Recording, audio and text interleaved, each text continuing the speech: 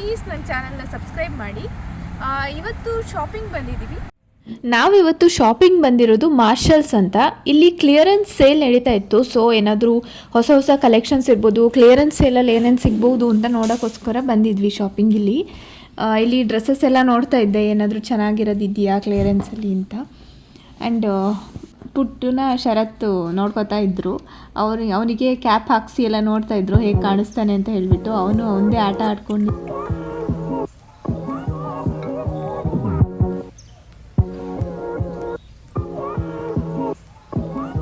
ನಾನು ಡ್ರೆಸ್ ಎಲ್ಲ ನೋಡಾದ್ಮೇಲೆ home and furnishing ಸೆಕ್ಷನಿಗೆ ಬಂದೆ, ನೋಡೋಣ ಏನಿದೆ ಅಂತ. ಇಲ್ಲಿ ಹೋಮ್ ಡೆಕೋರ್ ಐಟಮ್ಸ್ ಎಲ್ಲ ತುಂಬ ಚೆನ್ನಾಗಿತ್ತು. ಸೊ ನೋಡ್ತಾ ಇದ್ದೆ. ಇಲ್ಲಂತೂ ಇಲ್ಲಿದ್ರೆ ಇಲ್ಲೇ ನಿಂತ್ಕೊಂಡು ನೋಡೋಣ ಅನ್ನೋ ರೇಂಜಿಗಿತ್ತು. ಇಲ್ಲಿ ನೋಡಿ ಎಲ್ಲ ಚೆನ್ನಾಗಿದೆ ಹೋಮ್ ಡೆಕೋರ್ ಐಟಮ್ಸ್ ಎಲ್ಲ. ಲೈಕ್ ಇದೆಲ್ಲ ಆರ್ಟಿಫಿಷಿಯಲ್ ಪಾಟ್ಸ್, ಬಟ್ ಒರಿಜಿನಲ್ ಲುಕ್ಕೇ ಇದೆ. ಬಟ್ ತುಂಬ ಚೆನ್ನಾಗಿದೆ ನೋಡೋಕ್ಕೆ. ಅದಕ್ಕೋಸ್ಕರ ಇಲ್ಲೇ ನೋಡ್ತಾ ನಿಂತಿದ್ದೆ. ಬಿಡಿ ಬಿಡಿ ಕೆಳಗಡೆ. ನೀವು ತಗೊಳ್ಳಲ್ವಾ? ನಾನು ಶರ್ಟ್ಸ್ ತಗೋತೀನಿ. ಹಾಂ, ಶರ್ಟ್ಸ್ ತಗೊಳ್ಳಿ. ಹಿಡ್ಕೊ ಬರ್ತೀನಿ.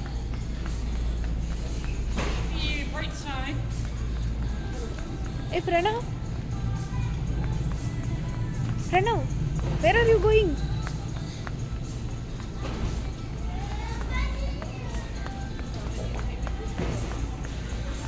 ಪ್ರಣವ್,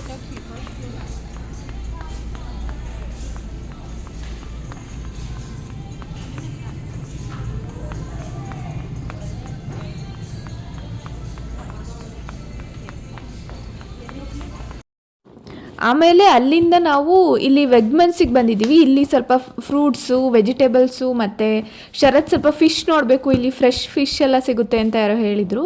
ಸೊ ದಟ್ ಇಲ್ಲಿ ಫಿಶ್ಶು ಮತ್ತು ಮೀಟ್ಸು ಆ ಥರ ಏನೇನು ಚೆನ್ನಾಗಿದೆ ನೋಡೋಣ ಅಂತ ಹೇಳಿಬಿಟ್ಟು ಇಲ್ಲಿಗೆ ಬಂದ್ವಿ.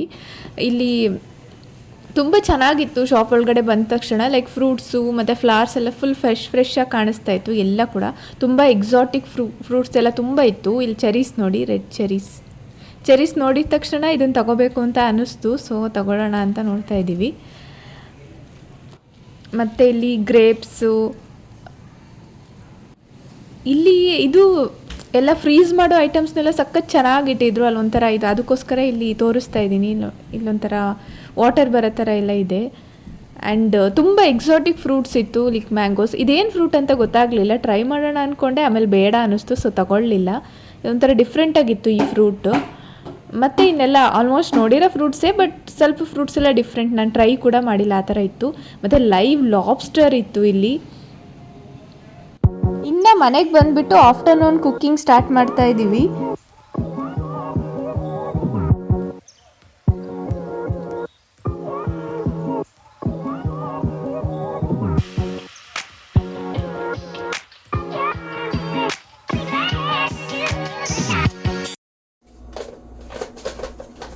ಇವತ್ತು ಸಂಡೇ ವೀಕೆಂಡ್ ಆಗಿರೋದ್ರಿಂದ ಇವತ್ತು ನನ್ನ ಹಸ್ಬೆಂಡ್ ಒಂದು ಸ್ಪೆಷಲ್ ಸಾಂಬಾರು ಮಾಡ್ತಾರೆ.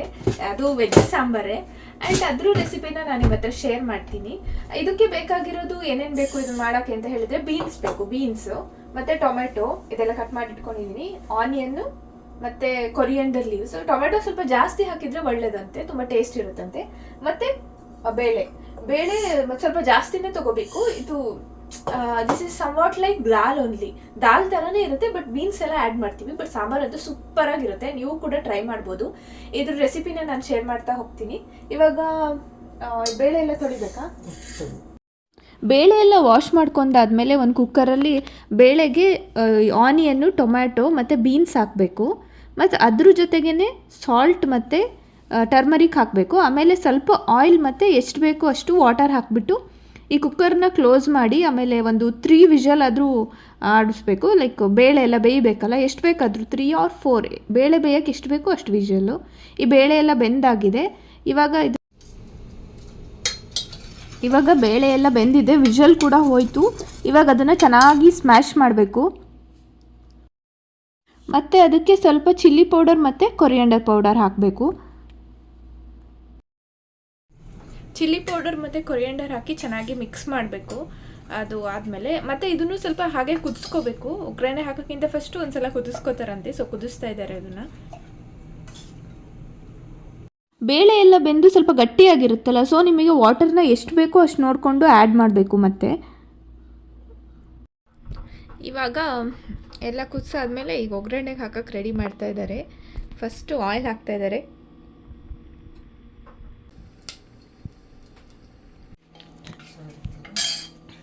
ಇವಾಗ ಒಗ್ಗರಣೆ ಹಾಕಿದ್ಮೇಲೆ ಇದನ್ನು ಹಾಕದ. ಇವಾಗ ಅದು ಜಾಸ್ತಿ ಕುದಿಯೋದೇನು ಬೇಕಾಗಿಲ್ಲ, ಸ್ವಲ್ಪ ಕುದಿ ಬರುತ್ತೆ, ಆಮೇಲೆ ಆಫ್ ಮಾಡೋದು. ಅದಾದಮೇಲೆ ಕೊರಿಯಾಂಡರ್ ಹಾಕ್ತಾ ಇದ್ದಾರೆ.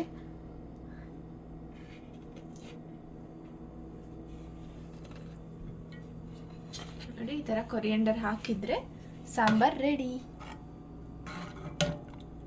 ಇವತ್ತು ಆಫ್ಟರ್ನೂನ್ಗೆ ಸಾಂಬಾರ್ ರೆಡಿ ಆಗಿದೆ. ತುಂಬ ಚೆನ್ನಾಗಿ ಬರ್ತಾ ಇದೆ ಸ್ಮೆಲ್ ಅಂತೂ. ನಾವು ಟೇಸ್ಟ್ ಮಾಡಿ ಹೇಳ್ತೀವಿ. ನೀವು ಈ ರೆಸಿಪಿನ ಟ್ರೈ ಮಾಡ್ಬೋದು, ತುಂಬ ಈಸಿಯಾಗಿ ಕೂಡ ಮಾಡ್ಬೋದು ಮನೇಲಿ. ಈವ್ನಿಂಗ್ ಸ್ವಲ್ಪ ಗ್ರಾಸರಿ ಶಾಪಿಂಗ್ ಅಂತ ವಾಲ್ಮಾರ್ಟಿಗೆ ಬಂದಿದ್ದೀವಿ.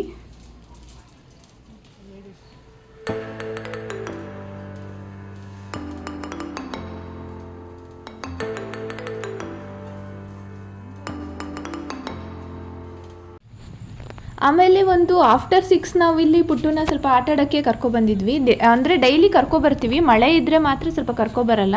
ಇಲ್ಲಿ ಸ್ವಿಂಗು, ಸ್ಲೈಡ್ಸ್ ಎಲ್ಲ ಇದೆ, ಮತ್ತು ಸ್ವಲ್ಪ ಮಕ್ಕಳು ಎಲ್ಲ ಬರ್ತಾರೆ ಇವನ ಜೊತೆ ಆಟ ಆಡೋಕ್ಕೆ ಅಂತ ಹೇಳಿಬಿಟ್ಟು ಇಲ್ಲಿ ಕರ್ಕೊಬಂದಿದ್ವಿ. ಅವನಿಗೆ ಸ್ವಿಂಗು, ಇತ್ತೀಚೆಗಂತೂ ಸ್ವಿಂಗಲ್ಲಿ ಆಟ ಆಡೋದು ಅಂದರೆ ತುಂಬ ಇಷ್ಟ ಆಗಿಬಿಟ್ಟಿದೆ ಅವನಿಗೆ. ಸೊ ದಟ್ ನಾವು ಕೂಡ ಆಟ ಆಡಲಿ ಅಲ್ಲ ಅಂತ ಕರ್ಕೊಬಂದಿದ್ವಿ. ಆ್ಯಂಡ್ ಈ ಸ್ಲೈಡಲ್ಲಿ ಸ್ವಲ್ಪ ಬರೀ ಸ್ಟೆಪ್ಸ್ ಹತ್ತಾನೆ ಅವನು. ನಾವೇ ಸ್ವಲ್ಪ ಜಾರಿಸಿದ್ರೆಲ್ಲ ಸ್ಲೈಡಲ್ಲಿ ಕೂಡ ಜಾರ್ತಾನೆ. ಅದಕ್ಕೆ ಕರ್ಕೊಬರ್ತೀವಿ ಇಲ್ಲಿ, ಅಂದರೆ ಸ್ವಲ್ಪ ಆಟ ಆಡಲಿ, ಮತ್ತು ಮಕ್ಕಳೆಲ್ಲ ಸಿಗ್ತಾರಲ್ಲ, ಅವನಿಗೆ ಕೂಡ ಖುಷಿ ಆಗುತ್ತೆ ಇದನ್ನೆಲ್ಲ ನೋಡಿದರೆ ಅಂತ ಹೇಳಿಬಿಟ್ಟು.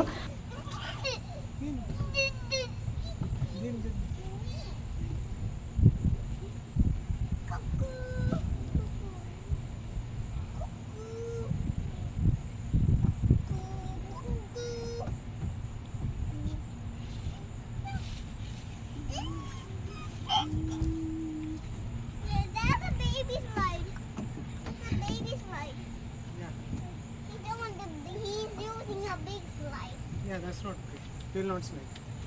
He's just watching this. Say hi. Say hi. Say hi.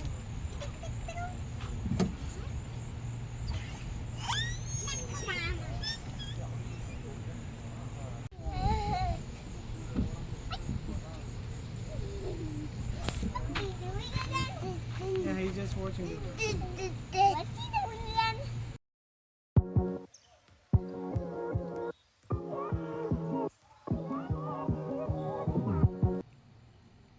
ಆಮೇಲೆ ಪ್ರಣವ್ ಸ್ವಲ್ಪ ಮಣ್ಣಲ್ಲೆಲ್ಲ ಆಟ ಆಡೋಕ್ಕೆ ಸ್ಟಾರ್ಟ್ ಮಾಡ್ದ. ನಾವು ಕೂಡ ಆಟ ಆಡಲಿ ಪರವಾಗಿಲ್ಲ ಅಂತ ಹೇಳಿಬಿಟ್ಟು ಮಣ್ಣಲ್ಲಿ ಆಟ ಆಡಲಿ ಅಂತ ಬಿಟ್ವಿ. ಹೇಗೆ ಬೇಕಾದರೂ ಆಟ ಆಡಲಿ, ಅವನಿಗೆ ಇಷ್ಟ ಬಂದಂಗೆ ಅಂತ ಹೇಳಿಬಿಟ್ಟು. ಆಮೇಲೆ ಅಲ್ಲಿಂದ ಟೈಮ್ ಆಯಿತು, ಮನೆಗೆ ಹೋಗೋಣ ಅಂತ ಮನೆಗೆ ಹೋಗೋಕ್ಕೆ ಸ್ಟಾರ್ಟ್ ಮಾಡಿದ್ವಿ. ಬಟ್ ಅವನು ಅಲ್ಲಿಗೆ ನಾವು ಕರ್ಕೊಬಂದ್ರೂ ರಿಟರ್ನ್ ಅಲ್ಲಿಗೆ ಓಡ್ತಾ ಇದ್ದ, ಇನ್ನೂ ಆಟ ಆಡೋ ಹತ್ರನೇ ಓಡ್ತಾ ಇದ್ದ. ಅದಕ್ಕೋಸ್ಕರ ನಾವು ಮುಂದೆ ಬಂದ್ವಿ, ಅವನೇ ನಡ್ಕೊಬರಲಿ ಅಂತ ಹೇಳಿಬಿಟ್ಟು.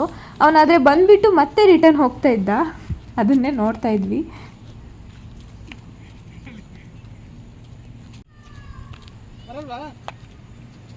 ಪ್ರಣವ್, ಇವತ್ತಿನ ವಿಡಿಯೋನ ನಾನು ಇಲ್ಲಿಗೆ ಎಂಡ್ ಮಾಡ್ತಾ ಇದ್ದೀನಿ. Thanks for watching. ಬಾಯ್.